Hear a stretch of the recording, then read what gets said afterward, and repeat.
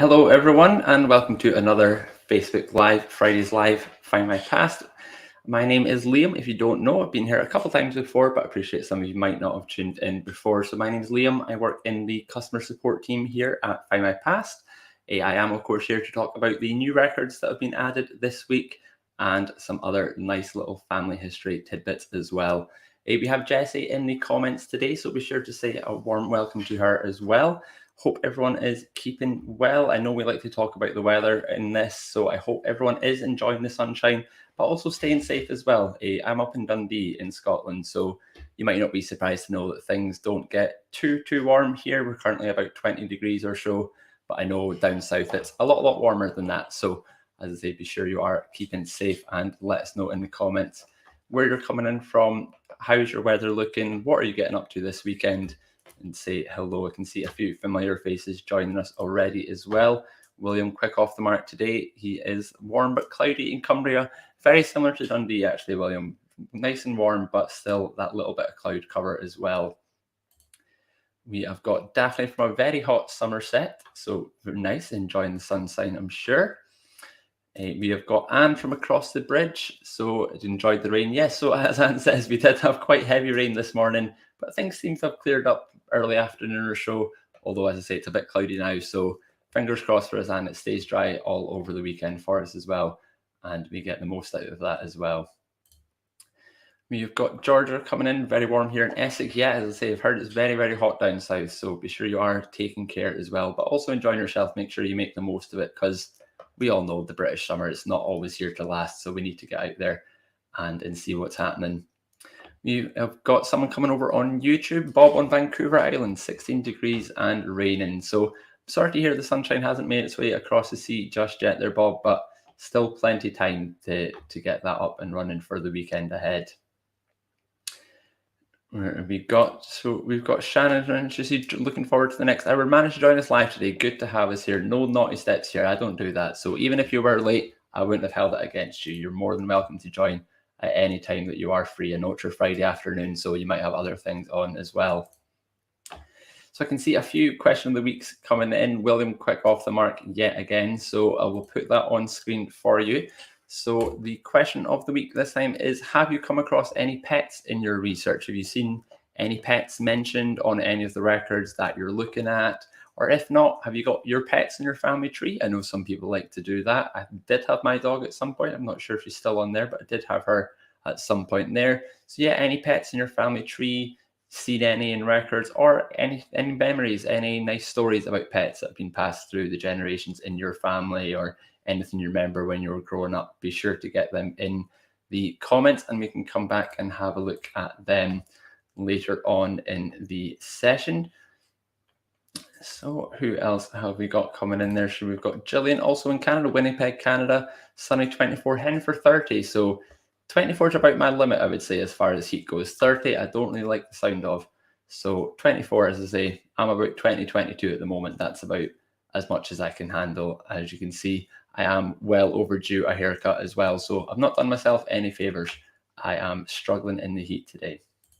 So yeah, a few more people coming up on the records there. Heather coming in from Edinburgh, soaked this morning. Yeah, we're the same in Dundee, Heather, as well. Loads of rain this morning. The ground's still quite wet, surprisingly, but it's warming up now, getting a little bit sunnier just in time for the weekend. So hopefully it lasts over the course of the weekend. And as I say, we can all get out and enjoy ourselves, but stay safe as well. So still got a few more people joining in, but I think we'll start by having a look at the new records. That is, of course, why we are all here. And you may know by now that we'll add new records every single Friday, and this week is no different. We have got plenty to have a look into today. So we'll get started with this just now. So we'll preface this by saying it is Pennsylvania heavy this week. If you have any ancestors from Pennsylvania, United States, this is definitely your week. There are every record set we've added is relating to Pennsylvania, including the first one on the list, which is a list of British prisoners in the War of Revolution. So this is the War of Independence, I should say, the Revolutionary War of Independence. I've totally messed that slide up. I do apologize. But yeah, that is the record set we're talking about. So during the War of Independence in America, Both sides of the conflict did take prisoners of war, and this particular list is the British prisoners of war, so those held by the Americans. Now, when I was looking into this record set, I noticed that it said that the prisoners themselves were often held in towns across Pennsylvania in this case. So existing towns would have prisoners of war to look after, and they were the responsibility of the local authorities there, which in some cases would have put a bit of a strain on the local authorities, a big influx of people coming in, and you have to take care of them as well. And of course, they were at war with these people, depending on where your loyalties lie, I suppose. So people were a little bit cagey about this and not really sure what they were meant to be doing. But also as well, some of them were offering skills that may have been handy for the local authorities, for the local citizens as well. So some really good information in these record sets. You can expect to find things such as the name of the soldier, the ship or the unit that they were part of, where and when they were captured, and there's also some extra remarks as well, such as if the individual was being considered for an exchange. So as I say, both sides of the conflict took prisoners. So if you were able to capture a particularly high-ranking individual, and you knew that the British had one of your high-ranking officials, you could maybe organize a trade deal and swap over there as well. So you can see notes about that on the records as well. So as always, be sure you are checking the images, because there are transcriptions and images available for this particular record set. I've pulled an example here of one James Smith. He was captured in 1779, and he was part of the ship, the Bishop's Prize. Now you can see that the rank and the regiment fields on this transcription are blank. So I will say that it does depend on record to record. When we look at the image, you'll see some people do have a rank, some people don't have a rank. So it really just depends on the per individual and how much information was actually taken there. And if you look at the image, you can see the image for the record as well. So James Smith, the person on the transcription, is at the bottom of the image. So you can see the information that was on the transcription, his name, where he's held, the date of his capture. But if you look at some of the other people on the list, you can see that they have things like captain written after their name. So there is the rank available where possible. But as I say, not every record has one. I will also just mention, whilst we're on this topic, that if the War of Independence is something you are interested in, then be sure to go back and listen to Jen's session the other week. She had an expert on talking about the War of Independence. It's not something that I know a great deal about, so I learned a lot from Jen's talk with the expert there. So after the session, as I say, if you are interested, be sure to go back and have a listen to that to find out more. And moving on, but staying within Pennsylvania, the rest of the records which we have added are Pennsylvanian Episcopalian records. I've been practicing the pronunciation of that all day, so hopefully I've got that right. We have parish records here in the form of births and baptisms. There are over 117,000 of them, over 153,000 marriages, 135,000 deaths and burials, and 55,000 congregational records as well. And all of these tend to cover from the late 1600s to the mid 1900s, some as recent as the 1960s. So it's always good to have that little bit more recent records as well, especially if you do have ancestors who maybe went from the UK or Ireland to the States and you want to trace them through the years. As I say, these will help you get up to around about the 1960s or so. So we'll start having a look at a few examples of these as well. Starting with the baptisms. So I did just search for the same name. I was having a look through the records, and this gentleman, James Alexander Aikens, caught my attention. So he's the one that I went for. So I searched him through all of the records. So I didn't have time to fully research it. So I can't promise you it's the same James Alexander Aikens, but certainly same name. Wasn't very many people by that name, and all the same parish as well. So we'll have a look. So this, as you can see, very typical as to what you'd expect to find on a baptism record. Things like birth date, baptism date, parents' names, parish, etc. as well. So as I say, very typical of parish records that you see here as well. There are images for these records too. That applies to all of the records I'm going to talk about today. So we will be showing you a few examples of them. This one was James Alexander Aiken, so he is the middle row there, his baptism. And these particular records, they do cover both pages, so they're left and right pages, so you will need to check the opposite page for further details, such as the parents' names.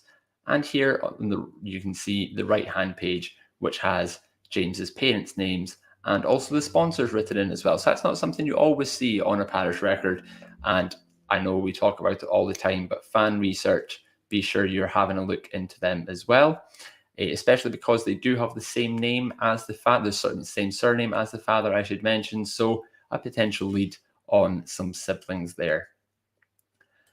Moving on to the marriage records as well. As I say, I used the same name for this whole thing. I believe this is the parents of the child I just showed you. I believe this is their marriage record.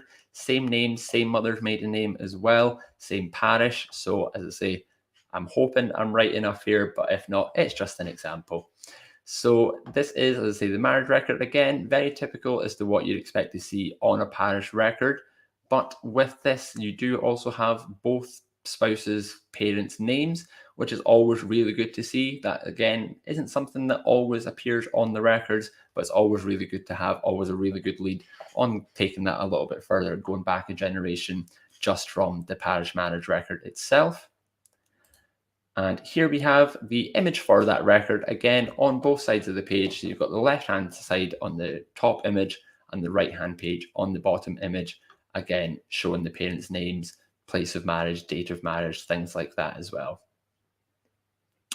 So moving on, again, we have the deaths and burials. This, again, James Aitken, might be the same individual. I think it is, same parish and everything, same name, not a very common surname in these records. But the sad thing is that this is a burial from 1900. The marriage I showed you was 1889, and the baptism was 1890, I believe.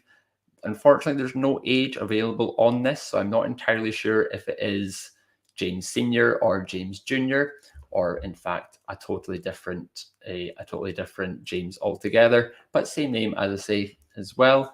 And again, very typical as to what you'd expect to see, if not a little bit light on details, just full name, date of burial as well. So as I say, might have been expecting a little bit more on those images, but always good to see as well. And the last of the new records is the congregational records as well. So if you do happen to come across any ancestors in this particular record set, in the births, marriages, or burials, have a look at the congregational records as well. And you might end up finding a little bit more about the individuals, the company they were keeping, what they got up to as part of the church as well. These are, again, transcription and images as well. So as I say, if you do find any ancestors in these records, have a look at the congregational side of things as well for some further detail. I can see a few people talking about technical issues in the comments, so fingers crossed we make it through the session there, but if things do get too bad, just let us know in the comments as well. I'm sure Jesse will be pinging me as well if anything does go too wrong, but hopefully, as I say, we can make it through till 5 o'clock without any major hiccups as well. So that's the new records, but as you'll know by now, we also add new newspapers every week as well and update existing titles, and this week is no different as well.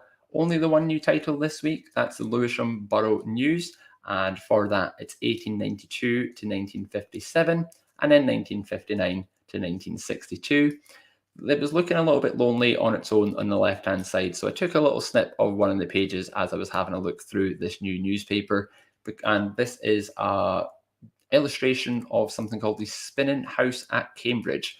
One thing I noticed about this particular newspaper was that there are some really nice illustrations in there, illustrations of places, as you see here, illustrations of people as well, some really, really cool drawings. So if you've got ancestors in the Lewisham area, have a look into that.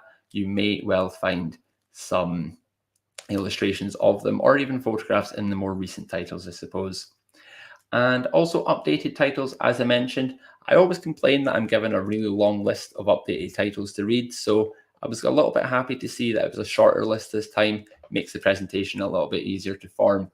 So you can expect to see updates to titles such as the Bromley Chronicle, the Bucks Advertiser and Aylesbury News, East Galway Democrat, Munster Tribune, and the Wallington and Carlshalton Herald as well. Those are the updated titles. So definitely have a look in there if any of those take your fancy, or any of those counties or towns are calling out to you as well, if those are where your ancestors are from. So I will remove this from and jump back. I'm seeing issues seem to be looking a little bit better there. Comments maybe not working. So I do apologize if anyone is having issues. If you are having to refresh to see the comments coming up, I do apologize. I can see a few people have missed the question of the week as well. So I'll pop that back on screen for you as well. I've got a few answers saved, but we'll be coming back to that later in the session. So as I say, the question of the week is, have you come across any pets in your research? That is, seen them in the records that you're looking at online, censuses, things like that. And if not, have you added your own pets to your family tree on the website or elsewhere? Or have you just got any nice stories, any family stories about family pets through the years, or anything you remember from when you were younger, or passed through the generations as well? So looking for pet stories this week. So be sure to get them in the comments as well. As I say, I've got a few ancestors, sorry, I'm too busy reading a comment to save for later.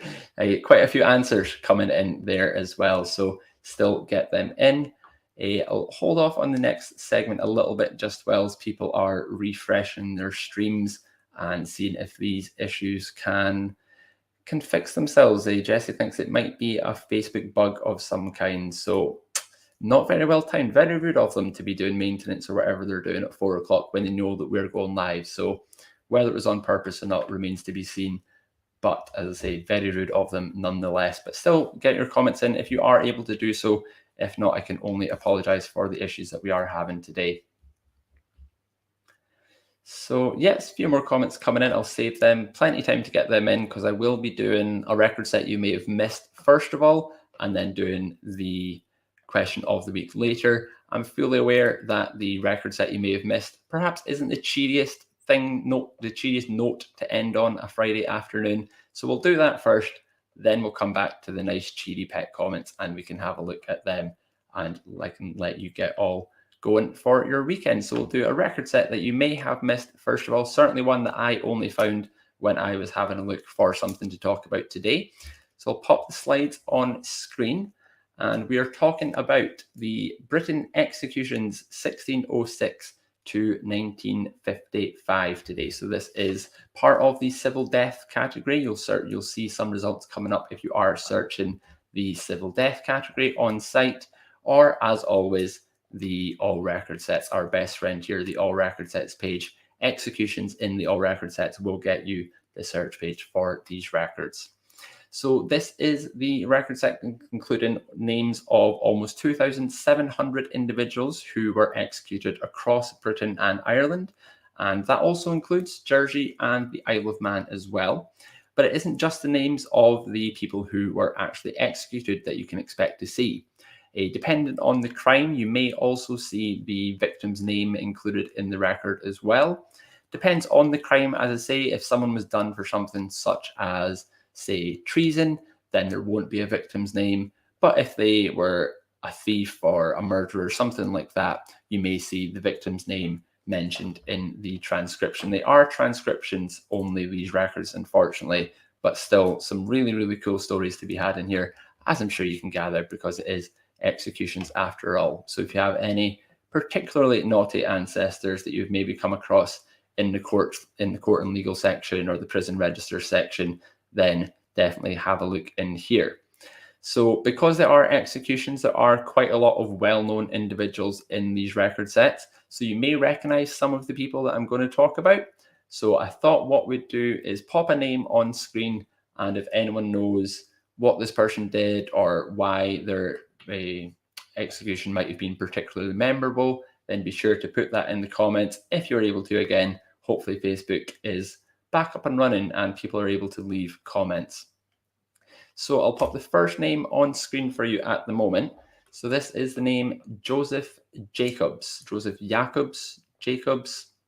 If anybody knows anything about why this individual was executed or why it might have been a particularly memorable one, then be sure to pop that in the comments. Joseph Jacobs. If it helps, if I can give you a little bit of a clue, Joseph was a German man and he was executed in 1941. So, as I say, that maybe a little bit of a clue, maybe a little bit too obvious. You can see William's got it there. And a few more. Some people still struggling with the comments, so I do apologize as well. But yeah, people are definitely on the right lines in the records, in the comments that are coming up here. So we'll look at the record itself first of all. So you can see the type of information, exactly what I said on the transcription there. You've got his full name, you've got when he was executed, the exact date of execution, and also when and how he was executed as well. You can see in the top right corner, he was shot at the Tower of London at aged 43 in 1941. So there is a story behind this, and where else would you be going for a story like this but the newspapers on Findmypast? So I will pull up a newspaper article that I found about Joseph in the newspapers. William got it spot on. He was indeed a German spy. So Joseph was a Nazi spy, and he was flown from the Netherlands over the UK, where the plan was he would parachute in, set himself up, and carry out some sort of espionage, whatever he was intended, whatever his mission was within the UK. But things didn't really go to plan for him, as I'm sure you've guessed, because there's an execution record for him. But it didn't go to plan. Upon his descent, he landed in a field in Huntingdonshire. And when he landed, he broke his ankle, rendering him more or less useless, unable to walk. He tried to stash away some of his belongings, but realized that things were quite bad here. He was going to require some assistance. So rumor has it he shot his pistol into the air, which alerted two local farmers who came to see what the fuss was all about. Of course, this is 1941. You're a farmer in Huntingdonshire, and a German guy has just parachuted into your field. You're going to be a little bit suspicious as to what is actually going on here. So the Home Guard were called, and they arrived at the scene and took him into their control. Now, as I said, he did try to stash away some of his belongings, but he was found with certain incriminating items, things like a lot of British currency and things like a wireless transmitter as well. But as you can see on the right-hand side section of the article, the thing that the newspapers latched onto and is still spoken about to this day is the fact that he had a German sausage on him. So he'd been planning a trip to the UK and thought that he might need some sausage from home for his travels, might not have trusted the Cumberland sausages that we have here, for example. So that was the thing that the newspapers latched onto, which is a little bit strange, as I say, because it's a story about a Nazi spy, and the talking point is this German sausage as well. And I can see that Gina got this absolutely spot on in the comments as well. Joseph was actually the last person to be executed at the Tower of London. That was in 1941. He was the last person to be executed at the Tower of London. So yeah, very well done to Gina for getting that, and everyone else that got that right when I popped the name up on the screen as well. So we have two more to talk about here. This next one is a little bit more recent. I'll pop the name up on screen again. The name is Ruth Ellis. If anyone knows what the name Ruth Ellis was, or why her one was particularly memorable, or might still be spoken about to this day, or definitely at the time was a very big story. If anyone knows Ruth Ellis, if it helps, this one was in 1955. This one was, so a little bit more recent.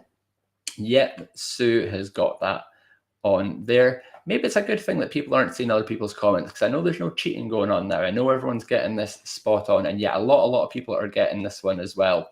So this is, again, a new one to me as well. So Ruth Ellis, she was hung in Holloway Prison for the murder of David Blakely. If you look on the right-hand side, you can see both his name and his relationship to her as well. David Blakely was Ruth's boyfriend, and that is who she had murdered in 1955.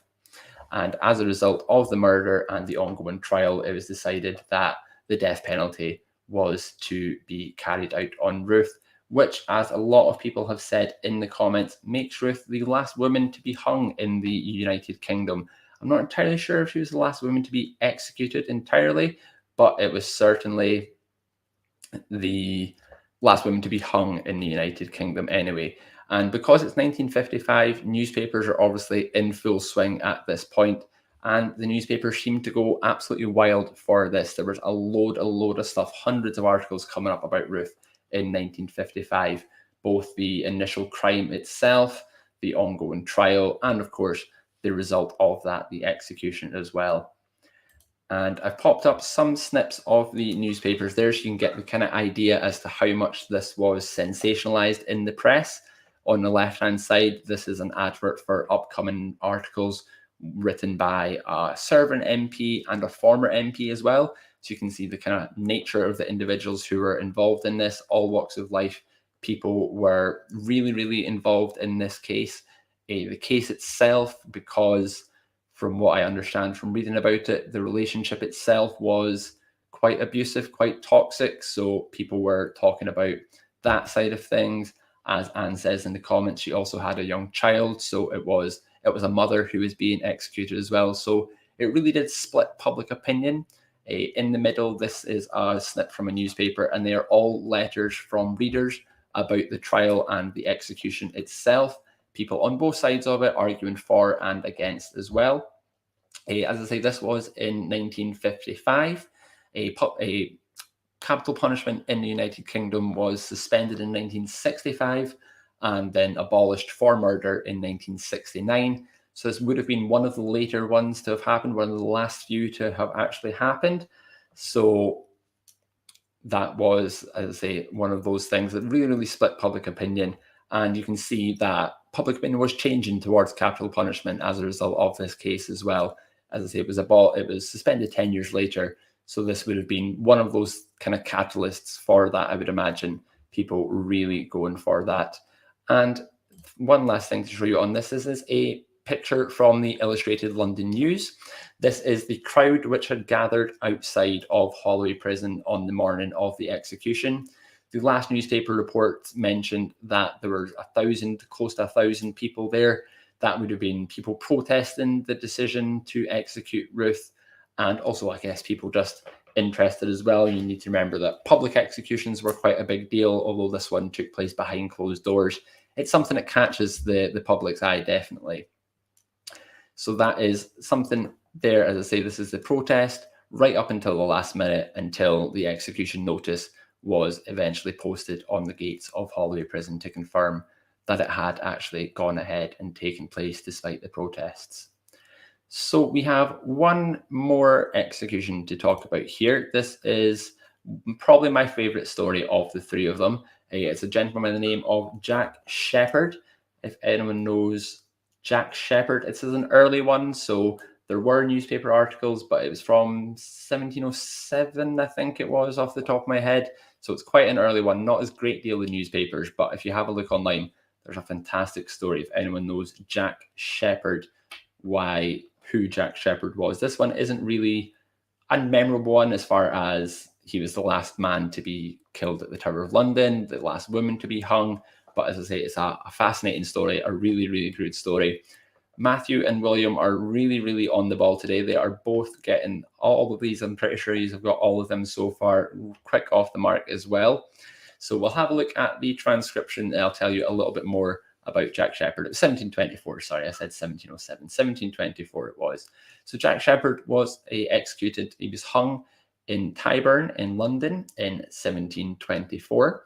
Now, the reason why this is a memorable one or quite a big story is that Jack was a petty thief, I guess you would call him, a bit of a career criminal. He was originally an apprentice carpenter, but chose a life of crime instead. He was from a very working class family in London, very poor family. So he was doing what he could to support his mother and the rest of the family, and turned, as I say, carpenter's wages weren't enough for him. So he thought, sack this, I'm going to be a thief instead. As all thieves, or any mediocre thieves at least, they will get caught eventually. They will end up in prison eventually. And Jack was no different. Jack ended up in prison a grand total of 4 times before his execution and escaped all 4 times as well. So he escaped every single prison every single prison he was put into 4 times he altogether.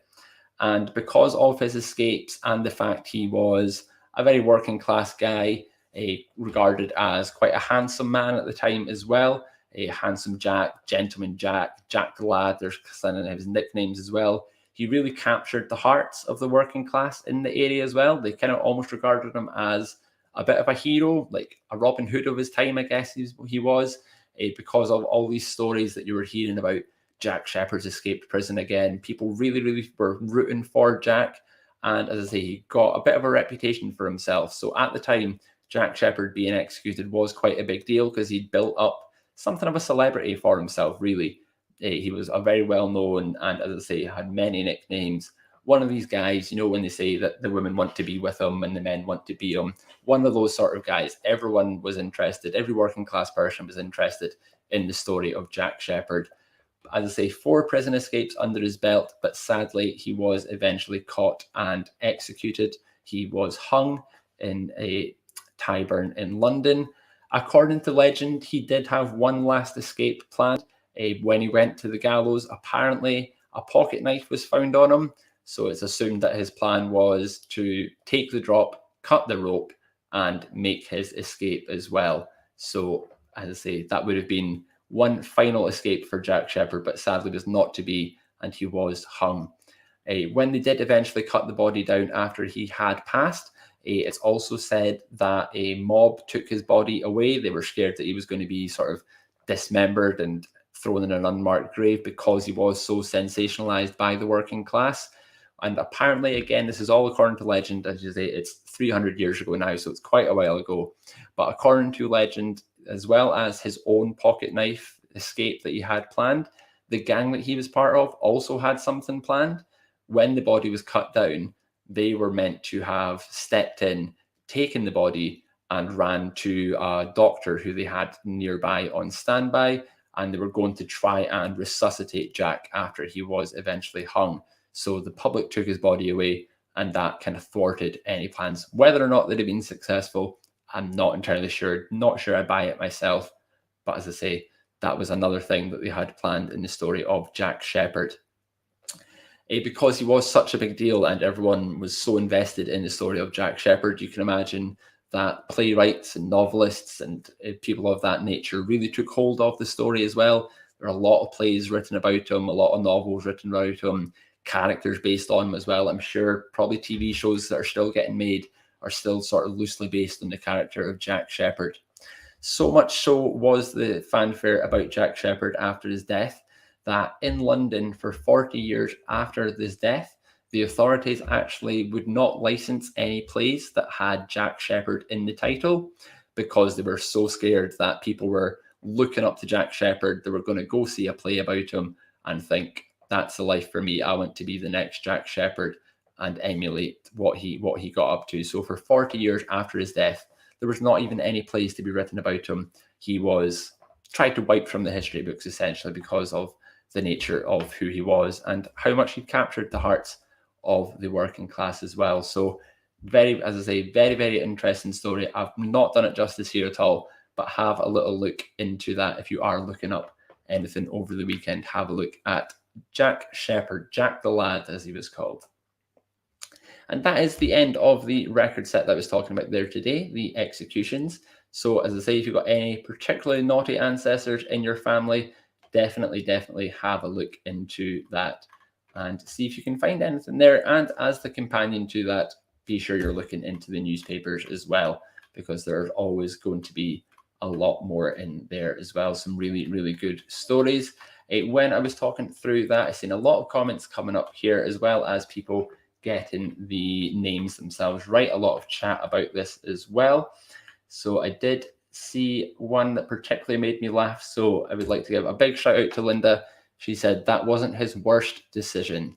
Always good to see people making jokes like that. Things I wish I'd thought of myself, but I'm just not quick enough. Maybe I need to get a few more jokes up my sleeve, I think, because Linda, that is very, very good patter there as well. And right enough saying that, yeah, Joseph Jacobs sounds like an Allo story. Yeah, if it was in something like Allo, you would probably think that's a little bit too ridiculous. That might not actually have happened, but lo and behold, it did. That definitely did happen as well. So yeah, as I say, quite a quite an out there story, the story of Joseph Jacobs. All of them quite out there stories for different reasons, but some really, really interesting ones in there. So as I say, definitely have a look in there as well. Linda, what a cheeky record set. I know, I do apologize. I did say I'm not going to end it on that note. Usually that would have been the last segment, but I know it's quite macabre. It's not the cheeriest thing to be talking about on a Friday afternoon.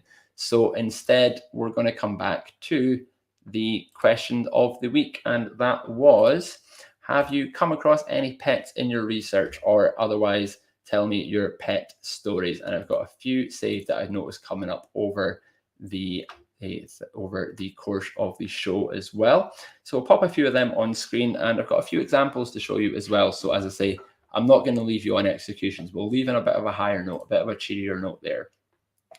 So we've got William coming up. So he has noticed pets in some censuses and newspapers. Newspapers, of course, a great thing. Always some pets. I think my very first live, I think I told a story about a pet frog that I found in the newspapers, actually. That is my first one. He has a family tree for a pet lion and what looks like ancestors as grand champions in the various cat shows. So not only have you got a pet on your family tree, there's a whole family tree for the pet as well. Jane saying that love the dog registry, found addresses on that. Yeah, absolutely. The dog licenses in Ireland, if you do have ancestors in Ireland and you're a dog lover yourself, have a look in there, as well as the addresses that Jane mentioned. You'll see the breed of dog that they had, the age of the dog, things like that. So a really great record set. Definitely one of my favorites on the website, one I probably will talk about at some point down the line as well. So let's have a look as well. So who have we got? So Anne, no, not within her own tree, but she has a photograph of her great granny with her pet cat. No shock that the crazy cat love has passed down in the genes to me. So that's good as well. Like you say, I think that those sort of memories about you have about ancestors with their cats, or grandparents, great grandparents with your cats as well. And it's good to know that you're a cat lover as well. And I don't have any pets myself, technically. I do have a dog, but it lives up north from me. And my sister's got two cats who I kind of claim as my own sometimes. I'm cat uncle, I think they call it these days. We've got another great grandparent with a pet here. Kim saying she's got a photo of her great grandfather using his comb to groom his cat Binks, who had more use of it than my great grandfather. So you love to see things like that. It's like, I guess, the modern day equivalent when you see people sharing a dog with their ice cream on the beach, one lick ahead, but using his own comb on the cat. Love that. Absolutely love that. We'll have another look here. What else have I got saved? So we've got Roxanne has got pictures of her grandma's childhood boxer. Boxers are one of my favorite breeds of dogs, so I absolutely love boxers. So very jealous of Eric the boxer. Love that name as well, Eric, for a dog. Human names for dogs and cats are always really cool, I think. So one of them was taken on Christmas morning. Eric laying on the floor napping, while my great grandfather is napping in a chair, using Eric as a footrest. So I love the idea of that photo. I would love to see a copy of that photo at some point, Roxanne. I love that. I've got a very similar picture of my dad and my dog as well, both fast asleep on Christmas morning for different reasons, I'm sure. And let's have a look. What else have we got as well? So Andrew, no obvious pets, but a family were at the dog kennels in 1911, looking after the hounds as well as making baskets. So that's really cool as well. So not necessarily pets in the census, but you can tell that they were doing something relating to pets as well. And what else have we got? Yet more talk about the dog licenses in there. Sue has got ancestors in Ireland, or 2 times great grandparents, and she's found the dog licenses there. So definitely worth a look, those ones, if you do have Irish ancestors and you're interested to know if they maybe had a dog. Matthew, his mum had cats when she was younger. Further back, found a horse listed in a will as a beneficiary. He was to get a new best saddle. So you love to see things like that as well. You can tell, you really get a feel for your ancestor at that point, how much the horse must have meant to them that they were named in there, not to say like money left to this person for the horse, but the horse is getting this. This is the horse's money. Buy the horse a new saddle with this money. Love that. Love that. I'll need to have a look in some wills, actually. It's not an area I've investigated too much, but I'd love to find something like that as well. Got a few more examples, and then I'll show you some of the things that I've come across in mine as well.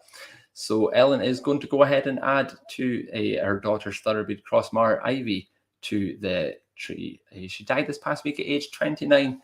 I was 26 and definitely a pet. So that's really sad to hear that she died. Very sorry to hear that, but 26 years with you. I'm sure she loved every minute of that as well. So definitely get her memorialized, get her on the family tree as well. And one last one. Roxanne also has pictures of her great-grandparents' dog Misty, who my mother loved so much that I have cards my mum made for Misty. So I love that as well. I will admit I've written my dog a birthday card in the past, and we always give my dad cards from the dog as well, which I'm responsible for. Don't tell him. I think he still thinks it's a dog, but I always write from Lucy, draw a little paw print as well, things like Father's Day cards, for example. So glad to know I'm not alone in there. A woman after my own heart, your mum there. So we'll have a look. As I say, I've got some examples to show you that I've pulled from other censuses as well. So we'll have a little look through them, and then I can let you go and enjoy the sunshine, hopefully. So the first one, this is a 1921 census record. This is for the Fountain family who were living in Lincoln. And you can see they have the 4 members of the household, mum, dad, daughter, and son. And then they've skipped a line, and at the bottom, they've popped in Bruce the dog. So they've popped in Bruce the dog. I always find it annoying, but enumerators tend to score out pets. If a pet has been recorded, 9 times out of 10, you will see them scored out. Some spoil sport has gone ahead. So it can be quite hard to read the names sometimes, but there's always some really nice little notes about the pets and things, especially things like the occupations, for example.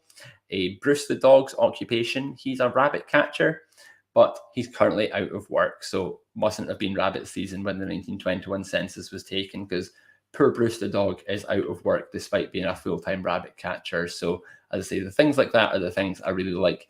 And the fact that the pets were obviously so revered that the family wanted to put them in the census, whether it was the mum and dad's choice, whether they had to appease the children and the children wanted their pet in the census is another story, but always nice to see.